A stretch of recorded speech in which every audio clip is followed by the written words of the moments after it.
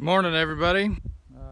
Promised before, per request, I'd do some updates on this bean field throughout the year, so figured this morning was as good as anything. This field was cover cropped last fall to a 9-way mix. It had primarily cereal rye with 7 other things in there. Barley, annual rye would be the other 2 that would still be left around in the spring. Everything else would have winter killed. Um, Came into this field and drilled on 7.5-inch rows, about 165,000 dropping with a hope of 140,000 harvest stand, and here we are. So as you can kind of see across the field, they still have some rye that is poking up above the beans. Normally by this time of the year that rye is pretty well fallen over, which most of it is here now.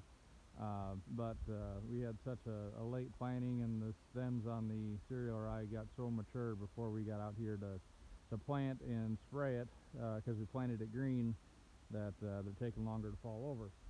But a couple observations. Beans are looking great. From the road it may not look that pretty, just for the fact that we've got quite a bit of rye sticking up above the beans here yet. But once you get out here, you tend to realize a few different things, or see a few different things. Number one, there's a substantial height difference. Not that height means a lot when it comes to harvest, but in the beans here where the drill had knocked the straw down, the cereal rye down, the beans are considerably shorter than they are right here in the thick of what is left of the straw that's still standing where the drill didn't knock it down. They're about knee high right here where the rye is still standing and slowly falling over with every windstorm or rainstorm we get, which hasn't been much here lately. It's been really dry. You come over to these areas where the drill knocked it all down, you're about 5-6 inches shorter. Now there again, yield is one thing, height is another, but just an observation. Beans are looking healthy all the way around. These are GT27, so Liberty Link and Roundup beans. That's all that's been sprayed on it so far. And we had some residuals down early, but as far as a post spray, we had one pass of that just to get rid of any kind of water hemp that we've seen, and that was early. We normally see a big flush of water hemp coming in right now. We do not see any water hemp out here in this particular field.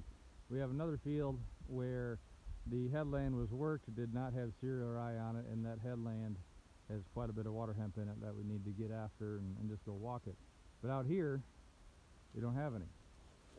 So walking across the field, we do get back into some shorter beans here again. You can see the straw mat down there is doing its job, holding the weeds back. We got some shorter beans here once again. I don't know how well you can see this here right now, but height of normal beans here without the straw still standing, height of the beans with them standing right here. So we go up quite a bit.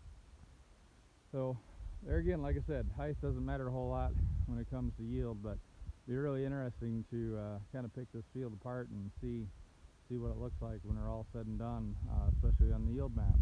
So got any questions, leave them in the comments. Thanks.